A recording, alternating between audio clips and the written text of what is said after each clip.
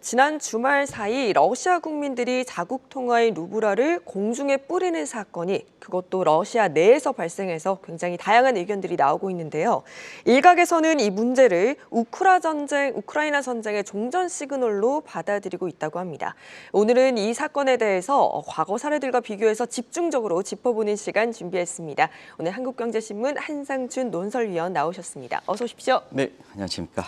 네, 또 지난 주말 사이 참 많은 일들이 있었는데 또 미국의 주도로 서방 측의 러시아 제재가 추가적으로 나왔습니다. 어떤 내용인지 좀 짚어주시죠. 네, 이번 주는 아까 정인설 워싱턴 특파원에서 일정을 정리해 주셨습니다는 주식 투자하시는 입장에서는 16일 날 미국 시간으로 주목하실 필요가 있는데요. 뭐 아시겠습니다는 FOMC 결과가 나오고 또 그때 당시에 러시아 국채의 이자 원리금 상한이 아주 집중되거든요. 대체로면 러시아가 의도적으로 우리는 이제 디폴트 전에 모라토리엄이라는 부분이거든. 국가 채무 유예를 선언하지 않겠느냐 이렇게 보고 있고요. 지금 이제 우크라이나 전쟁이 한 16일, 17일 이렇게 되다 보니까 평가들이 나오고 있습니다.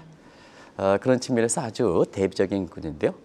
푸틴은 우크라이나 전쟁에 대해서 아주 엉성하다. 반면에 서방 측의 러시아에 대한 제재는 아주 두려움이라다 하는 이런 입장을 나오고 있는데요. 대체로 그것이 지금의 러시아의 경제 상황이라든가 정치 모습을 대변하는 것이 아닌가 생각합니다. 일단은 아시겠습니다는 미국 주도의 서방 측 제재는 투 트랙으로 가는데요. 하나는 범위적인 측면에서 국가에서 개인으로 가고요. 여기서 개인은 푸틴과 푸틴의 주변 세력이다 이렇게 보겠습니다. 그리고 세컨드 트랙은 금융 사이드에서 실물로 가는 이 체제거든요. 그런 차원에서 사실 서방 측의 투 트랙에 대한 제재 효과는 기대 이상의 굉장히 큰 효과를 겪고 있다. 바이든 대통령의 국민의 추락한 지지도를 끌어올릴 만큼 굉장히 효과가 크다 이렇게 보실 수 있겠습니다. 아시겠습니다는 국가에 대한 제재 이런 입장에서 금융 제재 쪽에 이렇게 보면 뭐 지금 다 막힌 거죠. 다 아시겠습니다는 간단히 정리해주면 달러 결제망 스위프트 배제 그리고 가상화폐 부분에 대해서 바이든 대통령의 행정명령으로 통제, 우회 통로 막는 거죠. 그리고 글로벌 민간 사이드에서 자금 흐름에 이렇게 벤치마크 지수에 해당되는 부분이 이제 국가 신용등급과 그 다음에 모건 스탠리 지수 같은 글로벌 벤치마크 지수 있는데요. 아예 그는 러시아를 배제시켰다 이렇게 보거든요. 뭐 등급이 투기 등급으로 추락했다는데요. 배제시켰다는 표현이 맞지 않냐 생각합니다. 그러다 보니까 이제 남은 과제가 하나가 있는 거죠. 하나는 실물 사이드의 부분이 있는 거죠. 그 실물 부분은 정인설 특파원의 내용을 조금 세부적으로 보겠습니다.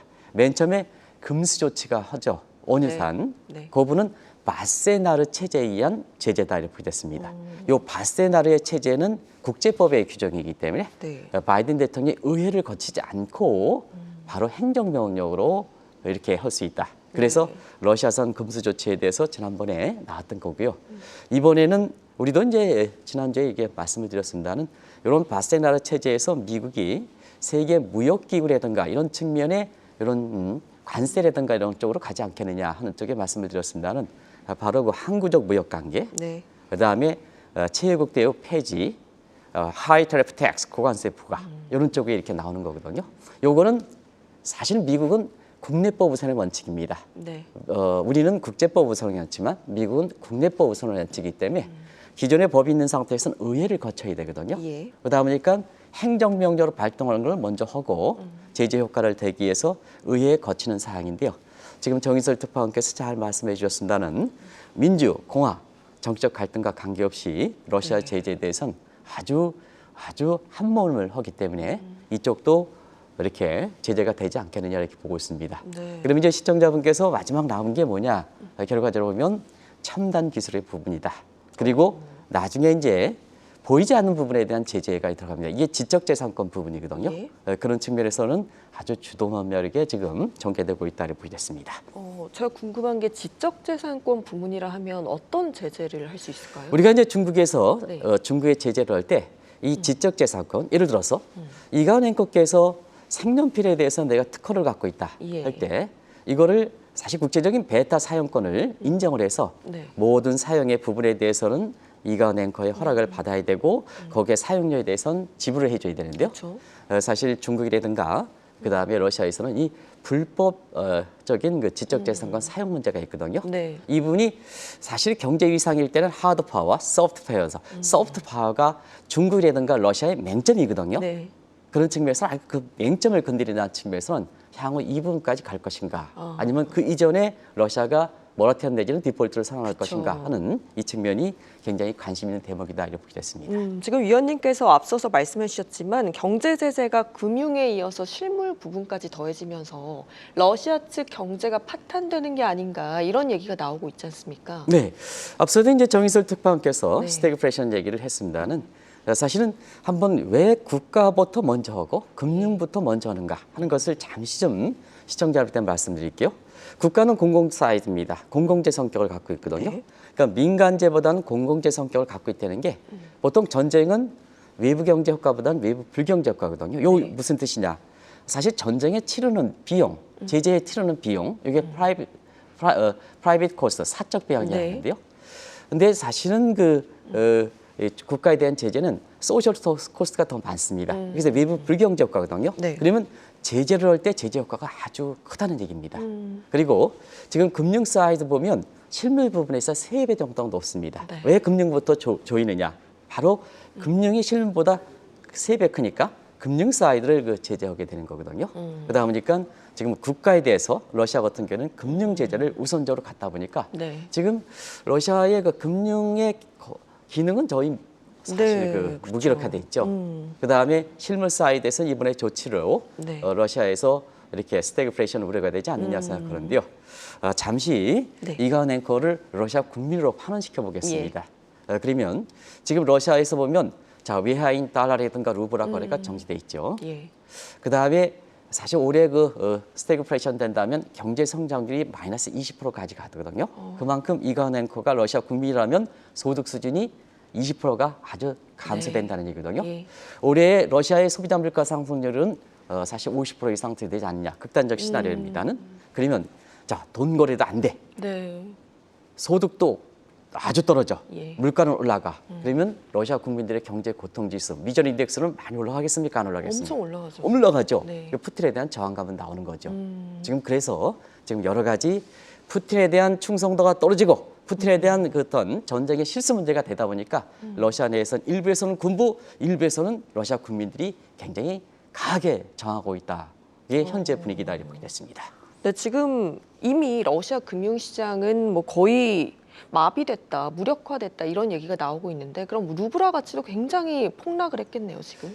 네, 사실상 그 러시아의 금융시장 보면 가장 이런 것을 많이 반영하는 것이 예. 빨리 반영하는 게 주식이죠. 그쵸. 그래서 러시아의 대표적인 RTS 주스 같은 경우에는 코로나 직전 대비해서 90%가 폭락했습니다. 예. 이거는 러시아 입장에서 자본시장이라는 건 두 가지 측면인데요. 하나는 재테크 증식, 이거 러시아 주식 안 사겠죠. 그렇죠. 그 다음에 자본의 기업의 자금 조달 수단 막혀 있는 거죠. 네. 그런 측면에서 사실상 주식시장이 무기력화됐다는 것을 말씀드리고요. 네. 가장 관심 있는 게 전쟁은 다른 국가의 문제입니다. 다른 국가의 문제에서 보면 루블 가치를 얘기하는데요. 보통 크림반도 시절에는 루블 가치가 36, 40에서 80 루블. 여기서 환율이 올라갔다는 건 루블 가치가 떨어진다는 얘기죠. 근데 지금은 어떤 수준이냐 하면 130 루블, 140 루블까지 가고 있습니다. 달러당. 네. 그러다 보니까 크림반도보다는 굉장히 2배 이상의 루블 가치가 폭락한다. 네. 자, 현실을 한번 보겠습니다. 러시아의 제도권에 막힐 때는 블랙마켓, 암시장인데요. 예. 이 암시장조차도 어. 러시아 국민들이 자국 통화인 루블화를 이렇게 거래하지 않고 있습니다. 블랙마켓에서도 네. 이것이 지금의 현실이다 이렇게 됐습니다. 그런 과정에서 앞서 16일 날 러시아의 국채 원리금 상한이 집중되는 16일 날 네. 디폴트 내지는 모라토리움이 선언되지 않겠느냐 하는 정특파원의 얘기입니다는 사실상 선언하지 않겠느냐. 왜냐? 선언 전에 나올 수 있는 용어들이 다 나오고 있습니다. 네. 우리도 한번 공부해 봤습니다는 뱅크런, 펀드런, 마진컬 딜레버리지. 이게 사실 디폴트 내지는 모라토리엄 선언 직전에 나올 수 있는 여러 가지 흔적들이거든요. 예. 사전에 시그널이다. 이런 내용들이 다 나오는 거 보면 16일을 주목해라 하는 것도 바로 그런 측면이 아닌가 생각합니다. 근데 한 가지 말씀드리면 이런 부분이 우리나라에서도 영향을 받는 거거든요. 그래서 한국의 증권사라든가 금융사는 러시아와 관련된 상품들을 지금 취급하지 않고 있습니다. 예. 일부에서는 사실 ELX라든가 그다음에 ETF 같은 경우에는 수직 조각처럼 만들어주고 있습니다. 네. 근데 우리 문재인 정부만큼은 사실 가장 늦게 대응하는 측면이거든요. 그래서 우리 같은 경우에는 러시아에 대해서 이렇게 우리가 영향을 받고 있는데요. 문재인 정부는 여러 가지 나중에 말씀드리겠습니다는 늦게 대응하는 반해서 이걸 체감적으로 느끼지 못하지만 민간 사이드에서는 이미 러시아와 관련된 금융상품이 휴지 조각이 될 만큼 거래가 정지될 만큼 발빠르게 민간의 그 증권사라든가 금융사가 리스크 매니지먼트 하는 것이 그와 관련된 러시아 기능에 무기력화되는 상태에서 우리 국민한테도 지금 네. 영향을 받는 단계다. 이렇게 보시면 되겠습니다. 네, 아무래도 지금 전반적인 상황이 이렇다 보니 제가 앞서서 한번 언급을 했었지만 러시아 모스크바 현지에서 일반 시민이 루블화를 공중에 뿌리는 사건이 발생을 했다고 하는데 솔직히 사회주의 국가에서는 이 정도면은 죽음을 불사하겠다 이런 뜻 아닌가요? 그렇습니다. 사회주의 국가에서 네. 이 법정 화폐, 국가가 지정한 화폐를 주정 화폐는 애국심의 상징이거든요. 예. 지금 이제 이 앵커께서 경제 지식이 높기 때문에 뿌렸다. 네. 공중에 뿌렸다 하면 반역이다. 이렇게 되는데요. 네. 실제로 그렇습니다. 예. 그래서 러시아 내부의 사정이 잘 알려지고 있는데요. 왜냐하면 미국 중심으로 이렇게 정보가 전해지다 보니까 네. 그래서 한국경제TV의 시청자분을 위해선 진짜 러시아 내부는 지금 어떨 것이냐 하는 네. 이 측면을 좀 보여드려야 러시아의 그 앞으로의 전쟁 관련된 문제를 감을 잡을 수 있지 않겠느냐 하는 네. 생각이 드는데요. 바로 뭐냐, 지난 주말에 이 자국통화인 루블화가 그것도 러시아 국민이 뿌려지는 사건이 발생했다고 보도됐습니다. 예. 그런 측면에서 자 공중에 뿌려지는 이 루블화 사건은 어떤 측면이냐 하는 것을 과거의 사례를 한번 보면 예. 세 가지 경우가 있습니다. 보통 자국 통화가 지정한 통화를 공중에 뿌려져서 휴지초가락 뿌려지는 경우는 보통 세 가지가 있는데요. 하나는 과거 1차, 2차 세계대전 당시에 네. 전쟁 인프라로 인해서 자 한번 그 경제 공부하실 때 그렇게 네. 한번 보셨을 겁니다. 왜 페드라든가 유럽중앙은행이 물가를 안정을 중시하느냐 하는데요. 네. 이 색연필을 탁 이렇게 이제 사기 위해서 이탈리아 같은 경우는 자기 법정화폐를 흔히 아까 가져도 이걸 못 사는 국면이거든요. 네. 그러다 보니까 이 국면은 뭐냐? 자국 통화가 물가가 하이퍼 인플레이션이 된다면 휴지 조각이 되는 겁니다. 네. 이게 첫 번째 케이스. 하이퍼 인플레이션 할 때 네. 휴지 조각이 되는 그래서 버리는 경우가 하나가 있고요. 두 번째는 인도식 화폐 개혁입니다. 네. 그래서 나중에 이제 이 문제를 우크라이나 사태와 관련해서 굉장히 관심들이 높기 때문에 이걸 좀 말씀드리는데요. 어느 날 someday, sometimes 국권을 휴지조각을 한다. 국권을 휴지조각한다. 이게 바로 두 번째 공중에 뿌려지는 사건이다. 이렇게 보시면 되겠고요. 예. 마지막으로 말씀드리면 사실 베네수엘라처럼 금융시장에서 내가 루블화를 갖고 있다 하더라도 사용하지 못하면 어떻습니까? 버리게 되는 거죠. 네. 이런 케이죠. 근데 지금 러시아 내에서 이루어지는 사건은 경우에 따라서는 세 가지 내용을 전부 포함하고 있다. 물가도 올라갈 가능성이 높은 거고 지금도 많이 뛰고 있습니다는. 그다음에 인도처럼 어느 날 갑자기 화폐 개혁. 네. 마지막으로 급진적 단행하면 화폐 개혁을 통해서 예. 최고 통수권자가 모면하다 그러거든요. 그런 측면. 그다음에 세 번째는 국제적으로 보면 베네수엘라 것처럼 아주 폐쇄형 갈라파고스 함정에 빠지다 보니까 있더라도 사용하지 못하는 그렇죠. 이 세 가지 국면이 전부 결부되어 있기 때문에 그만큼 러시아의 지금의 공중에 뿌려진 지난 주말의 사건은 굉장히 국제 금융시장에서는 상당히 의미를 많이 부여하고 있다. 국내 언론에서는 좀 잘 다루지 않고 있습니다는 네. 국제 금융시장에서는 이게 큰 의미로 받아들이고 있다 이렇게 볼 수 있습니다.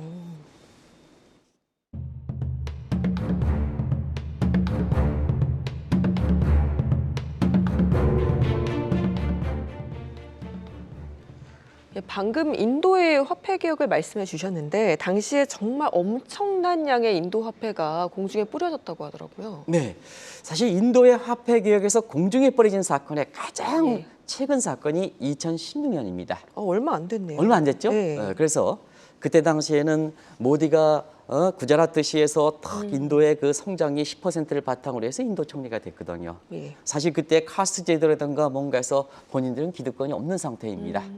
구자라트라는 것은 파키스탄과 인도의 전쟁의 지역, 지금의 우크라이나와 마찬가지의 지역에서 경제 성장을 이끌었기 때문에 인도 국민들이 전폭적 지지를 받아서 인도 총리를 했던 사람이거든요. 네. 근데 문제가 되다 보니까 문제가 되는 것이 자, 이 개혁을 추진해야 되는데요. 항상 기득권에 저항이 있는 거거든요.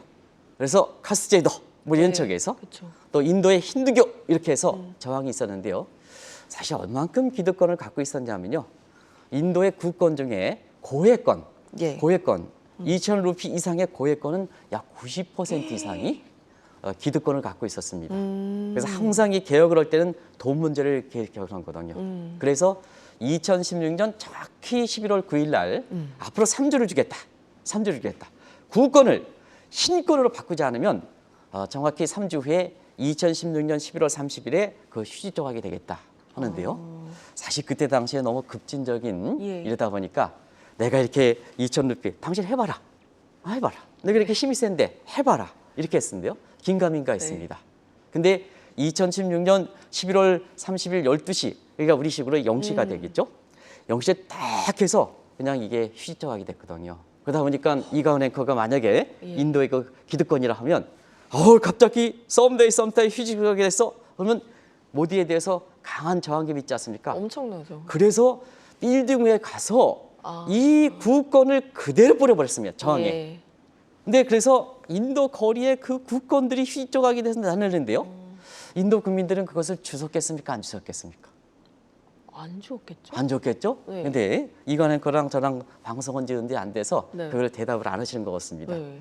인도는 있잖아요. 아침에 이렇게 얘기해서 죄송합니다는 그 휴지 조각을 인도 국민들은 다 주웠습니다. 죽게 경쟁했습니다. 예. 왜 그럴까? 아침이기 때문에 제가 말씀드리지 못하겠습니다.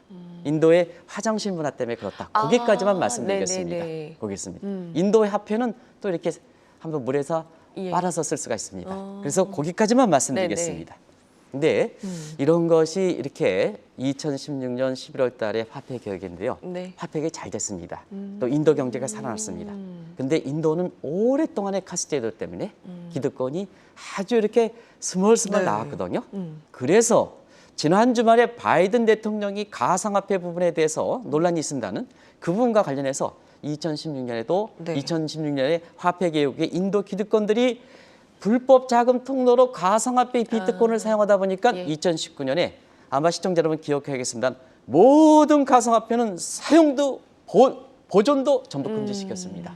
그래서 오늘날 인도가 이렇게 지금 인도의 적립펀드를 가입하시는 분들은요 굉장히 수익이 높거든요. 예. 그런 험난한 과정을 거쳐서 지금의 그런 이익이 사실 우리 국민들이 된다. 자, 푸틴은 잘못된 판단에서 우리 국민들이 지금 이렇게 금융상품 되는데, 네. 자, 인도는 굉장히 어려움을 가정을 한 나라 통수권자가 잘하다 보니까 그 혜택을 우리 네. 국민들의 적립펀드로 이렇게 이익이 된다. 이게 국제사회 하나가 된 시대를 정확하게 보여주는 대목이다. 이렇게 보시면 되겠습니다. 네, 그런데 이 가상화폐를 엄격하게 규제하자는 거는 중국뿐만 아니라 미국에서도 거론되고 있잖아요. 사실 지금 중국은 양해 대회를 지금 하고 있는 상태거든요. 양해 대회의 내용이 우크라이나 전쟁 때문에 이렇게 많은 그 방송에서 그쵸. 다루지 않고 있습니다는 지금 시진핑의 장기 집권 시황제 개월에 여기에 인증하는 이런 문제거든요. 네. 그러다 보니까 여기도 기득권 문제와 관련해서 가상화폐 비트코인에 대해서 엄격히 규제하는 부분이 지금 이렇게 되고 있습니다. 자, 지난 주말에 논란이 됐던 부분이 아마 푸틴에 대해서 제도권에서 꽝꽝했다 보니까 이 비트코인을 비롯한 가상화폐 부분이었거든요. 네. 이걸 막기 위해서 자 바이든 대통령과 그다음에 미국의 지금 센트럴뱅크 디지털 커런시 간에 주도하는 브레인안의 의견 차이가 있었습니다. 네. 자 한번 보겠습니다. 시청자분도 궁금한 사항은 바이든 대통령이 가상화폐를 규제한다 하는 측면에서는 비트코인 가격이 많이 올랐습니다. 네. 그런데 지금 비트코인 가격이 또 떨어지고 있습니다. 제재가 아직 나타났는데요. 그쵸. 아마 정 PD께서 가상화폐 이렇게 가격을 오늘 쭉 하면 아마 38,000선까지 떨어졌을 겁니다. 왜 그럴까? 자, 바이든 대통령이 가상화폐 센트럴뱅크 부분에 대한 오해가 있었습니다. 네. 그런데 브레인원에서는 센트럴뱅크 디지털 커런시 도입하면서 가상화폐 적대시한다. 이분법적인 사고를 뒤늦게 알려지면서 예. 바이든 대통령이 이 부분에 대해서 잘못 얘기했다 하는 부분이 알려지면서 비트코인 가격이 떨어지는 거다. 이렇게 보시면 되겠습니다. 아무튼 간에 미국의 이 비트코인과 가상화폐에 대한 공식적 입장은 브레이너, 지금의 통화정책 부의장인 브레이너 이사가 주도권을 갖고 있기 때문에 예. 이분이 얘기 보면 센트럴뱅크 디지털 커런시가 도입하기 위해서는 법정 디지털 통화 도구에서는 지금 민간 부분에 활성화되는 부분에 대해서는 어느 정도 정리가 여기 네. 이 부분 이거 인정하지 않겠다 하는 입장이거든요. 네. 이래야 빨리 되는 겁니다. 빨리 되는 겁니다. 그런 측면에서 사실 가상화폐에 대한 불법 자금 푸틴 대통령이 고 나서 굉장히 적대시하는 분위기가 있다. 예. 이것이 비단 러시아에 대해서뿐만 아니라 중국도 그렇고 그다음에 바이든의 미국도 그렇다 하는 것이 향후에 비트코인을 비롯한 가상화폐 가격 관련해서 주목하실 필요가 있다 이렇게 말씀을 드리겠습니다. 특히 미국은 바이든 대통령보다는 이걸 주도하는 사람이 브레이너다. 예. 브레이너가 센트럴뱅크와 센트럴뱅크 디지털 커런시와 그다음에 가상화폐의 시각이 어떤 시각을 갖고 있느냐 하는 것이 우리의 코인 투자가들이 그걸 주목하실 필요가 있다는 것을 말씀드리겠습니다. 네, 그리고 이번 이 루브라가 공중에 뿌려지는 사건으로 가장 좀 당혹스러운 사람은 푸틴 대통령이 아닐까 싶습니다. 앞으로 푸틴의 운명이 어떻게 될지. 자, 푸틴의 애국심의 상징, 충성심의 그쵸. 상징이 루브라인데요. 그게 다른 나라가 아니고 러시아 국민으로부터 네. 사회주의 국가의 통제력에 가까운 러시아 국민도 뿌려지니까 그쵸. 가장 고민이 많은 것이 푸틴 대통령이겠죠. 그래서 푸틴의 갈 길에 대해서 여러 가지 그 시각이 나오는데요. 예. 최악 시나리오가 있고 네. 이제 이 최악 시나리오는 그냥 모라토리엄 디폴트 선언을 하더라도 전쟁을 계속해서 지금 예. 벨라루스라든가 확전 문제에서 참여시키는 문제가 되지 않습니까? 여기 세 가지 시나리오가 나오는데요. 그런 가점이고 그다음에 최상 시나리오는 러시아 국민들을 생각해서 그 경제 고통이 생각하는 국민을 생각해서 지금이라도 네. 종전하는 경우. 그다음에 중간 지역인데요. 지금 어떻습니까? 개인적 야망이 강한 사람은 보통 마지막까지 악수를 둡니다. 예. 아직수를 듭니다. 그래서 그런 측면이 아마 사실 지금 나오지 않겠느냐 생각하는데요. 결국은 이런 얘기합니다. 보리스 엘친이 모라토리엄 때문에 푸틴에게 건자를 물려줬습니다. 네. 결국 푸틴도 사실 여러 가지 이 모라토리엄 때문에 건자에 물러나지 않겠느냐 이런 시각이 아주 논리적으로 맞아떨어지는 것도 바로 이런 측면이다 이렇게 보게 됐습니다. 네, 그런데 이제 푸틴의 운명은 우리 북한의 김정은에게 주는 시사점도 굉장히 높을 것 같은데 이렇게 지정학적 리스크가 커져서 그런지 우리나라 CDS 금리도 굉장히 빠르게 오르고 있더라고요. 네, CDS 금리에 대해서 지금 예. 우리나라가 새 대통령 당선자도 이렇게 나오고 그래서 예. 이 부분에 대해서 지금 마지막까지 현재 정부, 문재인 정부가 네. 관리를 좀 해줘야 되는데요. 예. 이런 분이 공백 상태가 나타나는 과정에서 이러한 중요한 시그널이 잘 잡히지는 않고 있습니다. 네. 그런데 국가의 부도 지표 이거는 우리나라 보면 부도 문제보다는 사실 러시아 문제에 대해서 대응하지 못하는 측면에서 CDS 금리라든가 이게 많이 올라가는 게 아닌가 생각하는데요. 자, 우리가 그동안 이 문제를 대해서 예. 미국 측의 아티클 5와 서버번 파레다를 주목하실 필요가 있다 하는 얘기인데요. 사실 문재인 정부에서는 이 문제에 대해서 굉장히 사실 외면했습니다. 그런데 아티클 5는 이익이 되지 않으면 철수한다.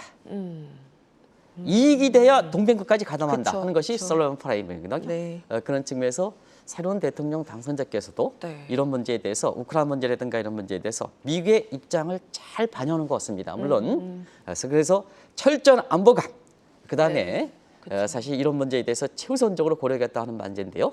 바로 미국이 우크라이나 전쟁이라든가 러시아 갔을 때 아티클 5 네. 솔로반 파레담이거든요. 예. 이 문제에 대해서 굉장히 주목하시는 게 아닌가 하는 생각이 드는데요. 그런 측면에서 보면 최근에 철저한 안보관 네. 이런 문제를 얘기하는 것은 지금의 지정학적 위험이 한반도 가지서 높은 상태에서 오면 국민들을 안심시키는데 굉장히 큰 힘으로 작용하는 것이 아닌가 생각합니다. 예, 아무래도 우리나라 경제는 대외 문제를 배제할 수 없기 때문에 아주 좋은 지적이십니다. 네, 네네. 빠르게 발빠르게 대응을 해주셨으면 하는 마음입니다. 지금까지 도움 말씀의 한국경제신문 한상춘 논설위원이었습니다. 고맙습니다. 네, 고맙습니다.